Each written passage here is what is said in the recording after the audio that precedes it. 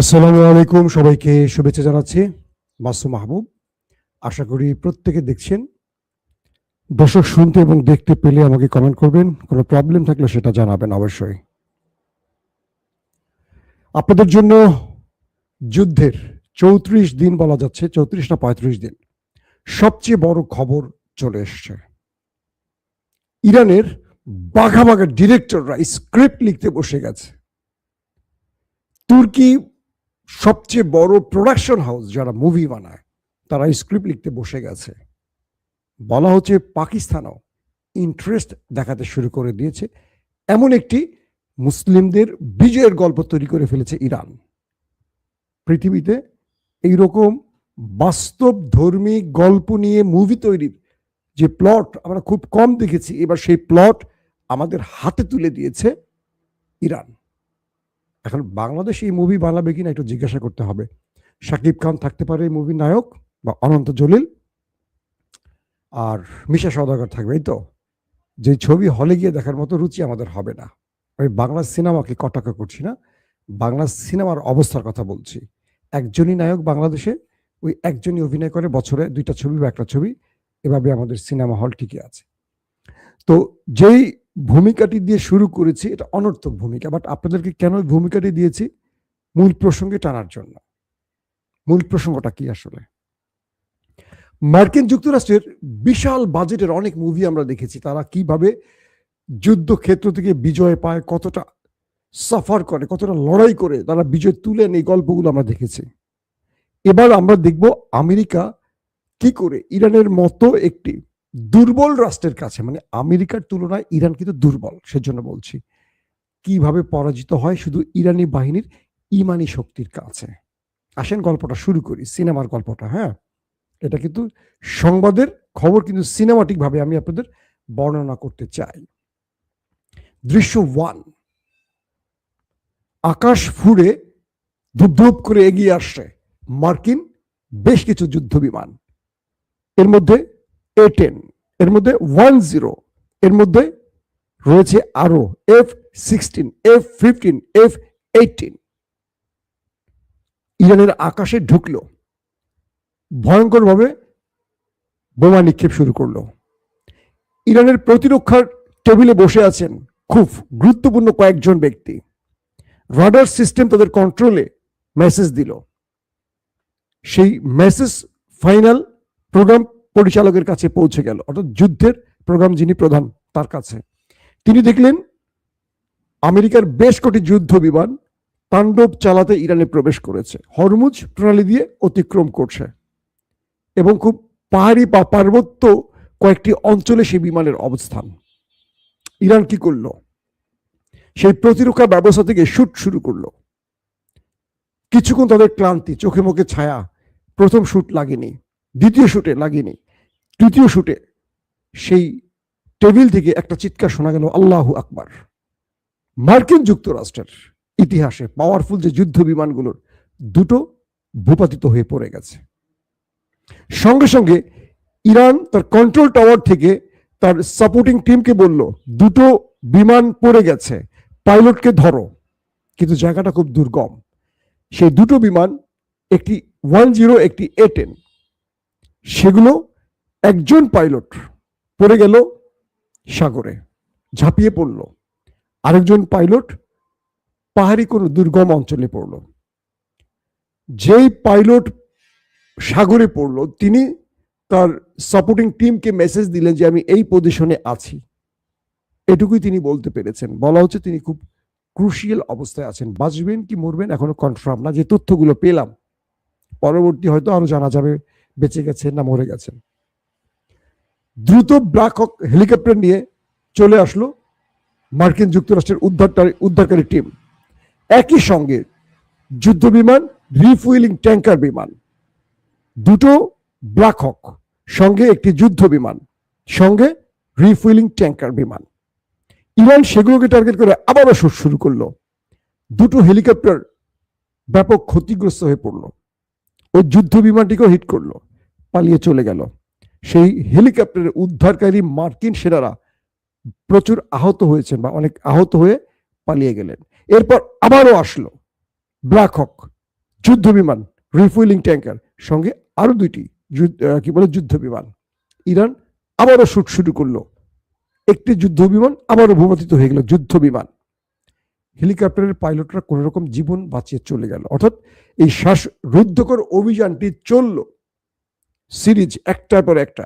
আমেরিকার ভয়, এই পাইলটকে উদ্ধার করতেই হবে, এটি হবে যুদ্ধের টার্নিং পয়েন্ট। এরপর আমেরিকা তার আবারও বাহিনী পাঠালেন, সেই উদ্ধারকারী দল। এবার তারা আরো পাওয়ারফুল যুদ্ধ বিমান নিয়ে ঢুকলেন। ইরান আবারও অ্যাটাক করলো।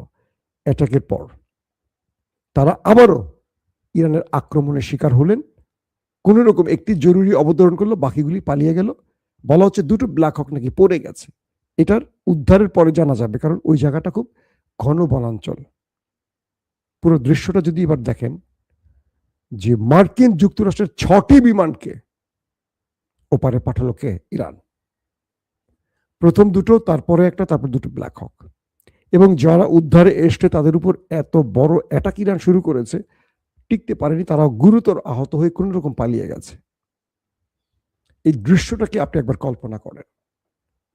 মার্কিন যুক্তরাষ্ট্রের পৃথিবী বিখ্যাত এয়ারফোর্সের সাথে, যাদের এয়ারফোর্সের খুব একটা বড় কথা আমরা শুনিই না, ইরান, তারা প্রতিরক্ষা দিয়ে অ্যাটাক করলো।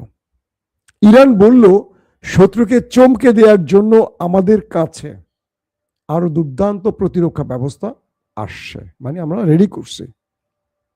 আমেরিকা বলছে যে আমরা ইরানের সকল প্রতিরক্ষা ধ্বংস করে দিয়েছি, কিন্তু ইরান কি করে এত দ্রুত সেগুলো পুনঃসংস্কার করে মাঠে নামালো আমরা বুঝতে পারছি না। একই দিনে আমেরিকার F-15, A-16 শেষ।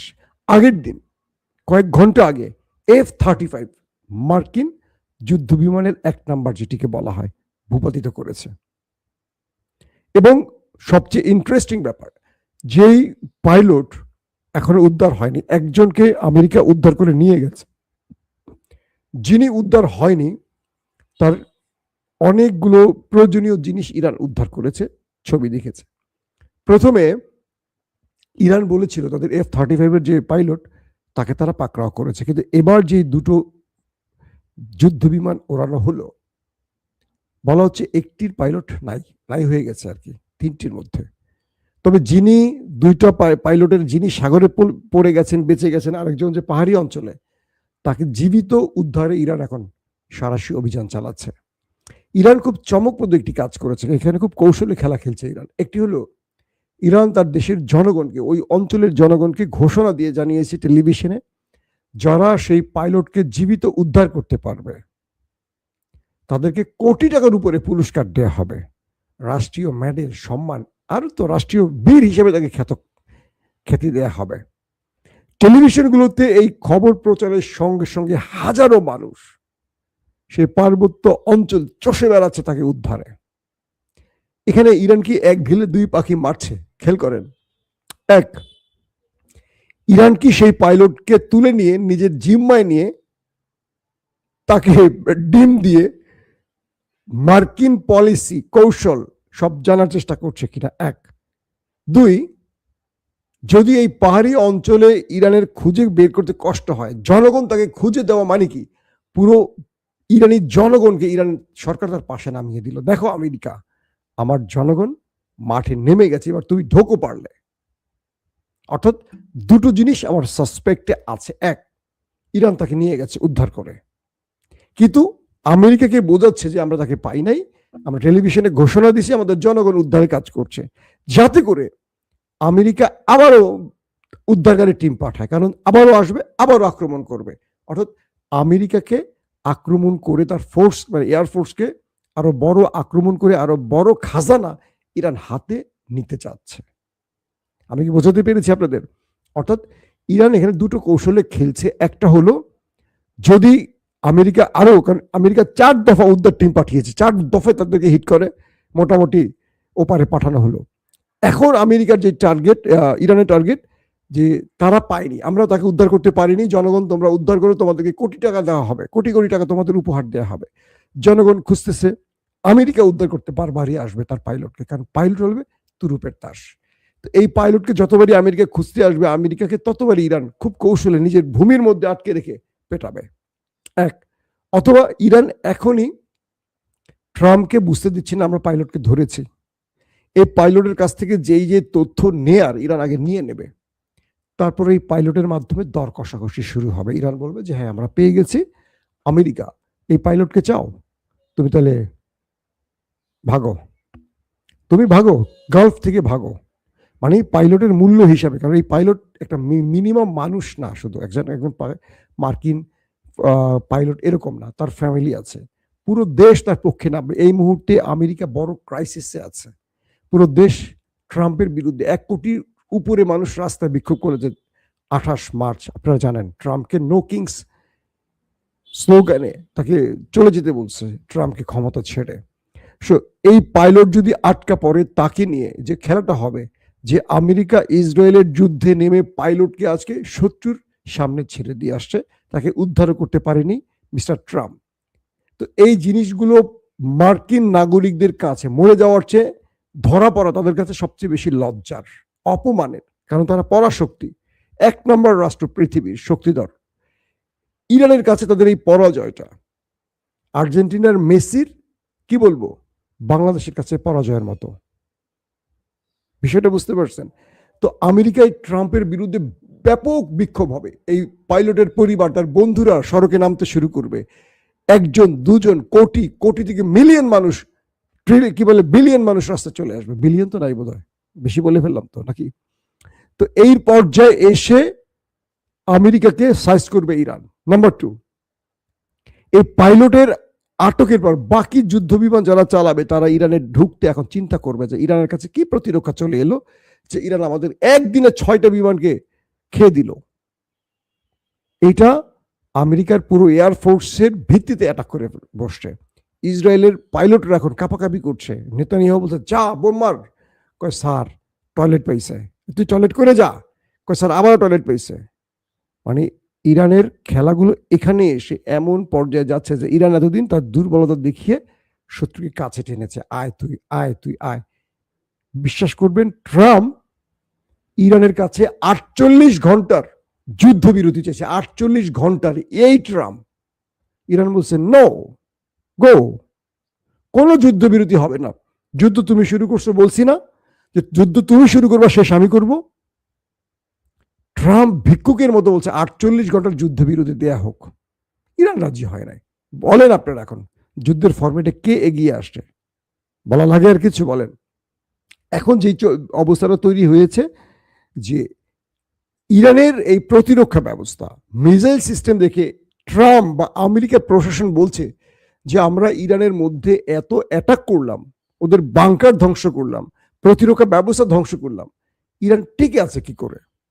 ট্রাম্প বলছেন যে আমরা বাংকার ধ্বংস করছি, কয়েক ঘন্টার মধ্যে সেইগুলি তারা পুনঃসংস্কার করে ফেলছে। আমেরিকা বলছে আমরা ওদের প্রতিরক্ষা ব্যবস্থা ধ্বংস করছি ইরানের, ওরা কয়েক ঘন্টার মধ্যে সেগুলো সংস্কার করছে। আসলে বিষয় সত্য না। একটা প্রতিরক্ষা ব্যবস্থা মাসের পর মাস লাগে ঠিক করতে। কিন্তু ইরানের কাছে আসলে কি পরিমাণ প্রতিরক্ষা আছে, ইরান বাংকারের কতগুলো পথ খোলা রেখেছে ওরা জানেই না। ওরা 1-2টা বাংকারের মুখ বোমা মেরে বন্ধ করে দিচ্ছে, মাটির স্তূপ দিয়ে আটকে যায়। কিন্তু ইরান যে বিকল্প আর 10টা পথ রেখেছে, যে একটা পথ আটকে গেলে বাকি পথ কোত্থেকে বেরোবে, এগুলো আমেরিকার জানা নেই। ইরান মাটির নিচে যে একটা পৃথিবী তৈরি করেছে, এটা আমেরিকা ইসরায়েলের কাছে সব তথ্য নাই। যে তথ্য আছে সেই তথ্য তারা কাজে লাগিয়েছে, বাকি যেখানে ব্যর্থ সেখানে ইরানের তথ্য তাদের কাছে পৌঁছায় নাই। বিষয়টা বুঝতে পারছেন? তো এই পর্যায়ে এসে ইরানের কাছে বিমান বাহিনীর, যারা পৃথিবীতে খুব দুর্বল একটি দেশ, সেই দেশের কাছে 1 নম্বর দেশের এই পরাজয়টি সত্যিকার অর্থে আগামী দিনের সিনেমার 1000টা গল্পের খোরাক তৈরি করবে। এক বাক্যেই বলতে পারি, 3টি এয়ারক্রাফট প্রথম দিনই একসঙ্গে আউট। ব্ল্যাক হক হেলিকপ্টার খুব মূল্যবান, বোঝেন, সেগুলো হিট করছে। A0, এই বিমানগুলো অনেক মূল্যবান, দামি। পৃথিবীতে মানে আমেরিকা যে অস্ত্র তৈরি করে পুরো পৃথিবীতে মোড়লগিরি করে, তার সমস্ত শক্তি তারা ব্যবহার করছে ইরানের বিরুদ্ধে, পারছে না। এটাকে আপনি কি চোখে বা কিভাবে দেখবেন? বলা হচ্ছে আমেরিকার ইতিহাসে, 240 বছরের ইতিহাসে আমেরিকা এই প্রথম এত বড় পরাজয় বরণ করলো মাত্র 24 ঘন্টায়। এখন আমেরিকার সমালোচকরা বলছে, মিস্টার ট্রাম্প, তুমি তোমার একজন পাইলটকে উদ্ধার করতে পারছো না এত শক্তি ব্যবহার করেও, তুমি খার্ক আইল্যান্ড দখল করবা? এটা পসিবল? তুমি খার্ক আইল্যান্ডে তোমার যে সেনারা আটকা পড়বে তাদের উদ্ধার করবে কি করে? ইরান যে তোমাকে বড় বড় ফাঁদে ফেলে এই পর্যন্ত বড় বড় বিজয়গুলো পেল, তুমি কি পেয়েছো? তুমি মার্কিনীদের যে বলছো আমাদের সফলতা হয়ে গেছে এক খামেনিকে হত্যা দিয়ে, বরং খামেনিকে মেরে তুমি সবচেয়ে বড় ভুলটা করছো। কারণ খামেনির চেয়ে বিপজ্জনক ডেঞ্জারাস পার্সনকে তুমি বসাইছো ক্ষমতায়, যে আমেরিকাকে আর ঘুমোতে দেবে না বাকি জীবন। তুমি কোনোভাবে নিউক্লিয়ার আর বন্ধ করতে পারবে না। এই ইরান নিউক্লিয়ার বানিয়ে ছাড়বে, তোমার বানিয়ে ফেলেছে। খোমেনি এই কাজটি করেনি, তার ছেলে করবে। তার ছেলেকে মারো, তারপরের জন আসবে, সে করবে। কারণ তুমি আমেরিকা ইরানের বুকে হাত দিয়েছো। ওরা তো বাংলাদেশ না, ওরা তো পাকিস্তান না। এই দুটো দেশ তো হিজড়া জাতি, আমরা তো হিজড়া বাস্তবিক অর্থে। আমি নিজে স্বীকার করছি, এই দেশে যারা রাষ্ট্র ক্ষমতায় বসেন তারা হলো সবচেয়ে বড় হিজড়া। আর আমরা যারা তাদেরকে ভোট দিয়ে বানাই তারা আরো বড় হিজড়া আমরা। কারণ আমরা বানাই আমেরিকা আর ভারতের দালালদের, যারা এদের উপর একটু আওয়াজ করতে পারে না, চোখ তুলে তাকাতেই পারে না। নরেন্দ্র মোদীর সামনে বিএনপি আওয়ামী লীগ দ্বারা কথা বলতে পারবে, প্যান ভিজে যাবে সব। বোঝেন নাই? যারা এই পর্যন্ত ক্ষমতায় আসে। ইরান কি বলতেছে? যেখানে আমেরিকা বলছে যে ইরানকে আমি জাহান্নাম বানায় ফেলবো, জাহান্নাম, আমেরিকা বলছে আমাদের সর্বোচ্চ ক্ষমতা ব্যয় করে ইরানকে আমরা শেষ করে ফেলবো। ইতিমধ্যে সে হিট করছে ইরানকে, ইরানের সবচেয়ে বড় ব্রিজকে ধ্বংস করে দিয়েছে। ইরান কি করছে আজকে দেখেন, এই আক্রমণের পর আরব আমিরাতে ব্যাপক অ্যাটাক করছে, কুয়েতে ব্যাপক অ্যাটাক করছে, জর্ডানে করছে, আর দখলদার দেশে তো চলছে। ইরান বলছে তুই আমার যেখানে মারবি আমি তো সেখানে মারবো, মার তুই, তুই শুধু মারার সময় মনে রাখবি যে তোর সেখানেই আবার লাগবে। ট্রাম্প গেছে পাগল হয়ে। তিনি এখন জরুরি মিটিং করে কি করবেন? তিনি বলছে যে পরাজয়ের কারণ কি। মার্কিন সেনাবাহিনীর চিফকে সরিয়ে দিয়েছেন ট্রাম্প ইরানের কাছে ব্যর্থ হওয়ার জন্য। 12 জন জেনারেলকে আউট করছেন, পরে শুনলাম আরো 2 জনকে আউট করছেন। কি করবেন ট্রাম্প? ইসরায়েলকে খুশি করতে আর কি করবেন বলেন? ট্রাম্পের খেলা চূড়ান্ত করে দিয়েছে জনগণ এবং নামবে খুব শীঘ্রই। এখন বিষয়টা হলো যে এই লড়াইতে ইরান যে খেলাটি দেখালো, তার যেই যোগ্যতার মানে তার যে শক্তির জায়গাটা, ইমানের বলের যে জায়গাটা, এইটা আসলে পৃথিবী মনে রাখবে অনেকদিন। যে ইরান আমেরিকাকে পাত্তাই দিচ্ছে না। ট্রাম্প যুদ্ধবিরতি চাইছে, মাত্র 48 ঘন্টা দাও হে ইরান, ভিক্ষা চাচ্ছি। বলছে নো, গো, যাও যুদ্ধ করো। তোমাকে তো বলছি যে তুমি যুদ্ধ শুরু করলে শেষ আমাকেই করতে হবে, আমি শেষ করব। হরমুজ প্রণালী দিয়ে কোনো জাহাজ এখন ঢুকতে পারছে না। ফ্রান্স এখন ইরানকে বলছে, ইরান আমি তো তোমার সুরে কথা বলছি, আমি তো তোমার পক্ষে, আমি আমেরিকাকে জায়গা দেনে পাত্তা দেনে ইসরায়েলকে আটকে দিয়েছি, একটা জাহাজ যেতে দাও। ইরান বলছে ওকে যাও, একটা জাহাজ নিয়ে যাও। খেলা কোথায় বুঝছেন? এখন ইউরোপ বাকি, ব্রিটেন, হ্যাঁ, তারপরে বাকি যে রাষ্ট্র জার্মান, এরা এখন ইরানকে ফোন দেয়, hello Iran, love you love you, বুঝছেন? এই আমার একটা জাহাজ তো আটকে আছে রে ভাই, একটু তুমি যদি একটু দয়া করে ছাড়ো খুব খুশি হব। তো ওরা বলছে ঠিক আছে, তুমি $20 লক্ষ আমার টোলে দিয়ে যাও। করে না, এত টাকা দেওয়া লাগলে আচ্ছা দেবো, তো আমি একটা স্টেটমেন্ট দিয়ে দিই তোমার পক্ষে। অস্ট্রেলিয়া বলছে আমি আমেরিকার আগেও নেই পাছেও নেই। পোল্যান্ড বলছে আমি আমেরিকার সাথে যুদ্ধে জড়াবোই না, আমি ওদেরকে ঘাঁটি ব্যবহার করতে দেবো না। সুইজারল্যান্ড বলছে, কানাডা শুরু করছে নতুন করে কথা বলা, বলছেন আপনি, France, German, Italy, Spain. Spain তো এখন ডাইরেক্ট বলে দিছে যে আমাদেরকে ডেকে নিয়ে ইরাক ধ্বংস করেছে এই আমেরিকা, যে ওদের কাছে পারমাণবিক আছে। আমরা ধ্বংস করার শেষে দেখলাম যে কিচ্ছু নাই ওদের কাছে। মিথ্যা বলে আমেরিকা আমাদের ডেকে এনে দেশটাকে ধ্বংস করলো। এখন ওরা ইরানকে সেম মিথ্যা বলে ধ্বংস করতে আনছে। কে বলছে? এটা স্পেনের প্রধানমন্ত্রী। বুঝতে পারছেন খেলা চলছে কোন লেভেলে? দর্শক, আজকে কিন্তু দুর্দান্ত দুর্দান্ত খবর আসবে। পরবর্তী সিনেমার জন্য ওয়েট করেন, বুঝছেন নাই? আপনারা বুঝছেননি? পরবর্তী সিনেমা আসতেছে। যদি ইরানের হাতে এই পাইলট পড়ে যায়, আমি ধরে নিছি পড়ে গেছে, এখন ইরানের লক্ষ লক্ষ লোক পাহাড় চষে বেড়াচ্ছে পাইলটকে খুঁজতে, যে বেটা পাবে তারে নিয়েও মুভি হবে। মনে করেন কি যে একটা উৎসব চলছে ইরানের মধ্যে মার্কিন একজন পাইলটকে নিয়ে।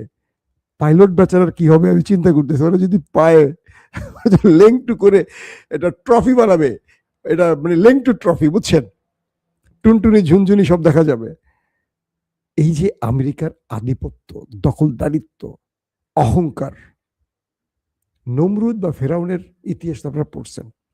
একটা মশার কাছে শেষ, একটা মশার কাছে। আল্লাহ এটা দিয়ে কি বোঝায় জানেন? তুমি নিজেকে নিয়ে অহংকার করো না। অহংকারের চাদর কেবল আমি আল্লাহ আমার গায়ে থাকে। তুমি একটা ক্ষুদ্র মানুষ। তুমি জো বাইডেন হও, বারাক হোসেন ওবামা হও, ট্রাম্প হও, নেতানিয়াহু, তারেক রহমান হও, নরেন্দ্র মোদী হও, শাহবাজ শরীফ হও, আসিফ মনির হও, রজব তৈয়ব এরদোয়ান হও, তুমি ক্ষুদ্র একটা মানুষ, ক্ষুদ্র। জাস্ট একটা পিঁপড়ে তোমার কানে ঢুকে গেলে তুমি পাগল হয়ে যাবা। কিসের তুমি প্রধানমন্ত্রী? কিসের তোমার গণভোটের কি জুলাই সনদ নিয়ে তোমার এত বাধা? জাস্ট নাক দিয়ে একটা পিঁপড়ে ঢুকে দিব, তারপর তুমি দেখো না তুমি কিভাবে নাচো। তুমি কত অসহায় একটা ছোট্ট পোকার কাছে। তুমি সেই মানুষ, আমার সাথে গর্ব করো। গর্ব তোমার মানায়? আসো তোমাকে আমি নতুন সংবিধান শেখাই। এটা আমার সালাউদ্দিন ভাইকে নিয়ে বললাম, আমার প্রিয় সালাউদ্দিন ভাই। আল্লাহ হাফেজ।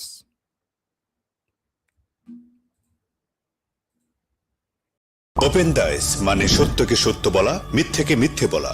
আমরা শোনা কথা নয়, চোখে যা দেখি তাই বলি।